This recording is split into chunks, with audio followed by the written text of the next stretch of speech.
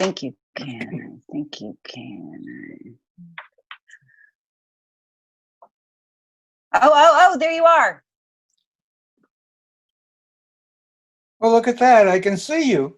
Yes, I could see your name. Click your camera icon. I don't know what that is. It's the bottom left of your window. I don't. Oh, it's a movie camera Yes. or video. Or that. Um, Look at that. Now I can, there you go. Now I can see us both. Yes. We live in the future. We really do. Can't live in the past. I used to. Wow, that's Daniel's. I don't think so.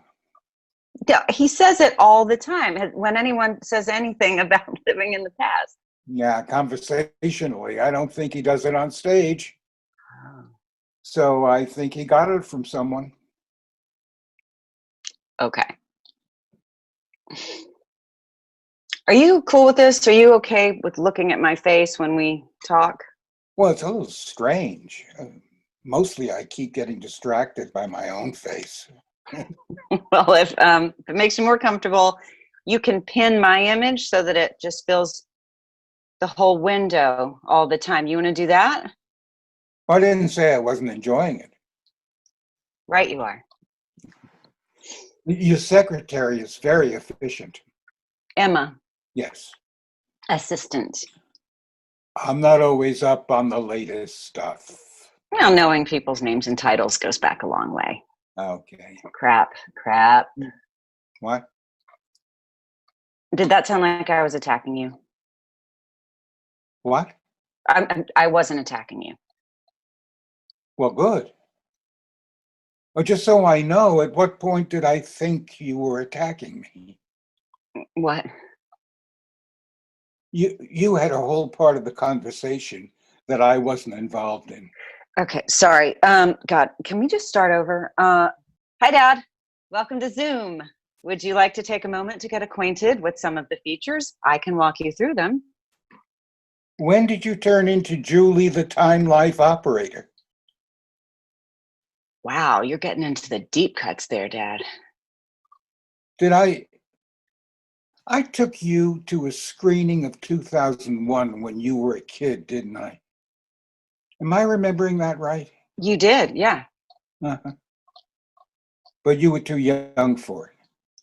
Probably. Yeah, I fell asleep in the back seat and you let Danny sit up front to talk about the movie on the way home. I might have been a weird parent. Why are we talking about 2001? Well, there was a video phone call. You know, there was more to the film than that. I don't know how that could have sustained really on its own. Okay, Dad, you sent me an email and asked if there was a way we could talk in private. Mm-hmm. Well, that was just an hour ago or something. Yes, I did. Oh, that's why your assistant secretary of names and titles sent me the link to this thing. Yes, I did not think there was a way for you not to know that. Well, no wonder it felt like we were making rambling small talk. Are you okay? Oh, yeah. You know. Is Mom okay? Oh, sure, she's fine. She's discovered something called cross-stitch embroidery. It involves her sitting still for long periods, occasionally shouting, "Ow, motherfucker," and then sucking on a finger for a minute. It's good to have a hobby. Right. And then once in a while, she shouts, "Ta-da!" and shows me a thing, and I admire it for its quality and workmanship, and do not ask what it is.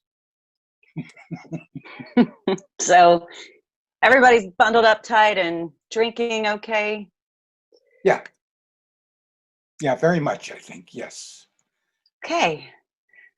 So, Dad? Yes. Why are we meeting in private? Oh, right, sorry.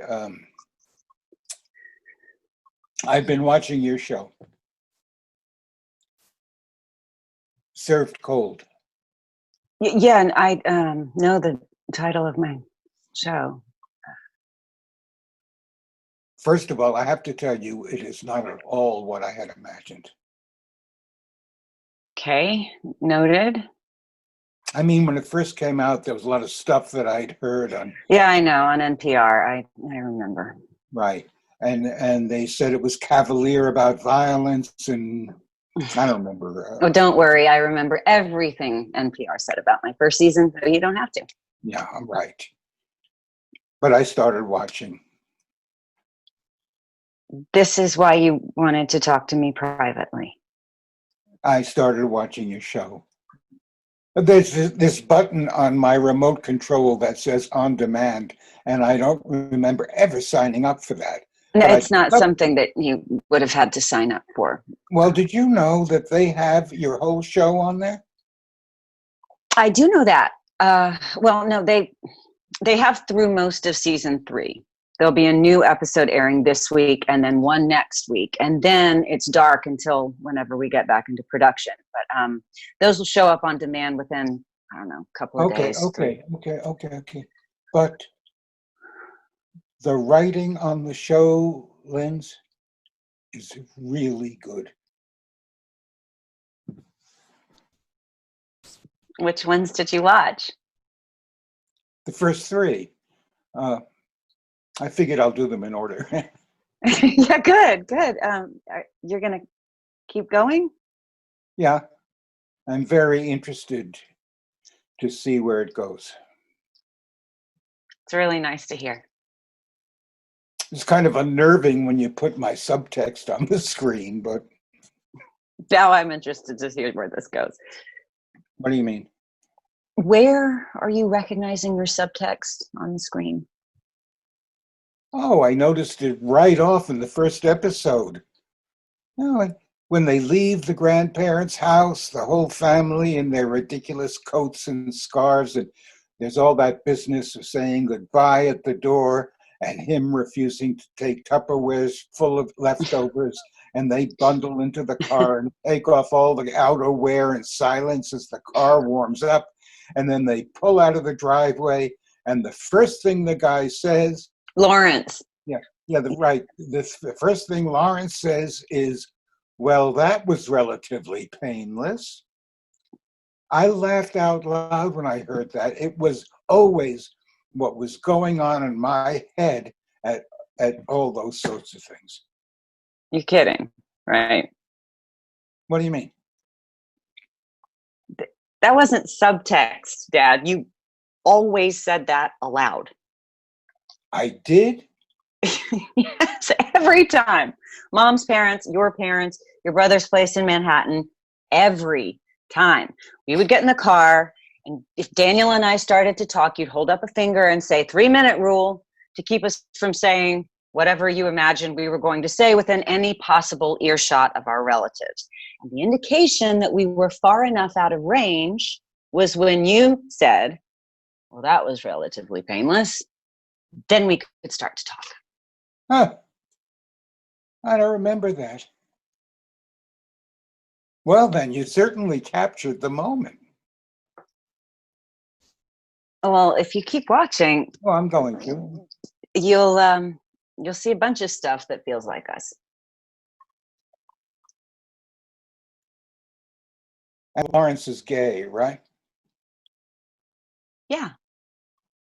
But Noreen doesn't know. She has suspicions. It starts to come out before the end of the first season.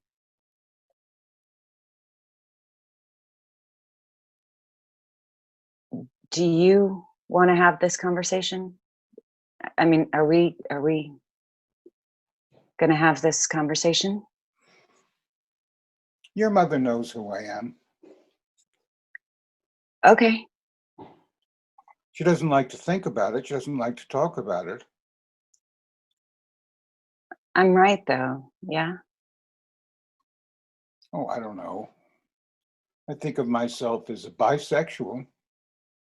It's not like I can't perform with a woman, with your mother.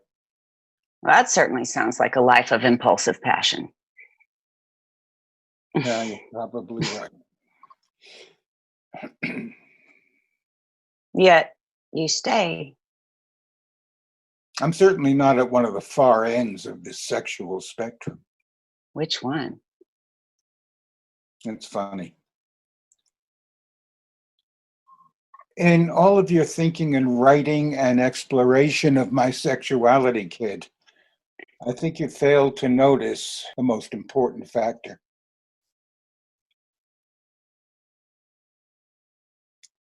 I love her. Oh. Right? Wow, the next season just got so much clearer. Yeah. Crap. And Family Dynamic, the company that comes up at the end, that's what, your division at TNT?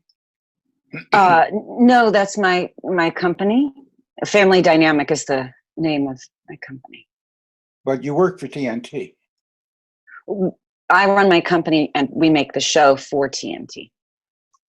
I don't understand how any of that works. Oh no, I totally get it. You don't have to. I'm so glad that you're enjoying it. Well, I didn't say I was enjoying it. My mistake.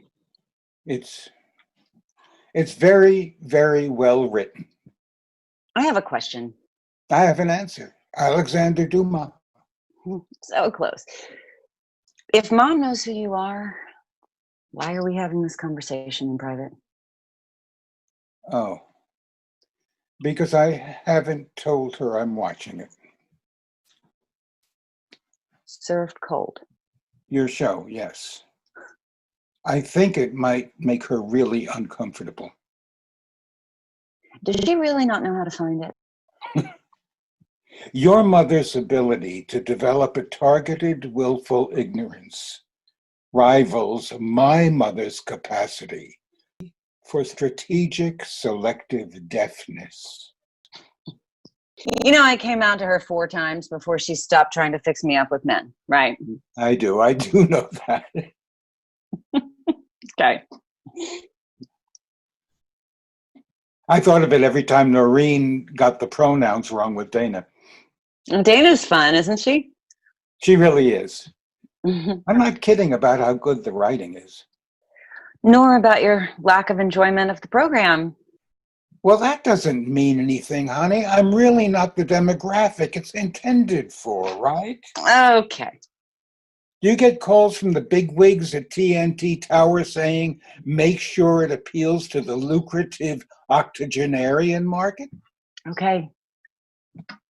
I mean, you write it well, you layer it with interesting social commentary, you're still looking at primetime pulp entertainment. Oh, look at the time. It seems like I've been on a little bit longer than I should have been. I need to. Yeah, do you remember the first novel you wrote after Michelle died? Killed herself. Okay. It was not a novel. At best, it was a novella. Okay. At worst, a 97-page prose poem about the sadness of the young lesbian widow. It was honest and raw and sketched out just elegantly. It was a self-indulgent exercise in the literary voice of J.D. Salinger, but that's cool. I just think when you were really introspective, self-examining, doing literary work like that, you were at your absolute best. Not when I was dancing. Well, sure, but you gained all that weight. 7 pounds. Okay.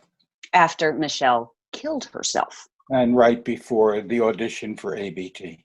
Okay, so don't tell Mom you've seen my show. Don't spend a lot of time talking to her about how you like dicks. Is that about the size of it?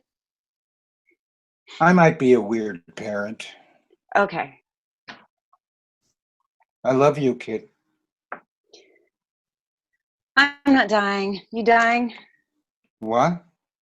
Never mind. It's something Daniel and I do together. Okay. Stay away from viruses and Nazis. Did he get that from you? Or I got it from him. I don't remember. Okay. Okay. Go away.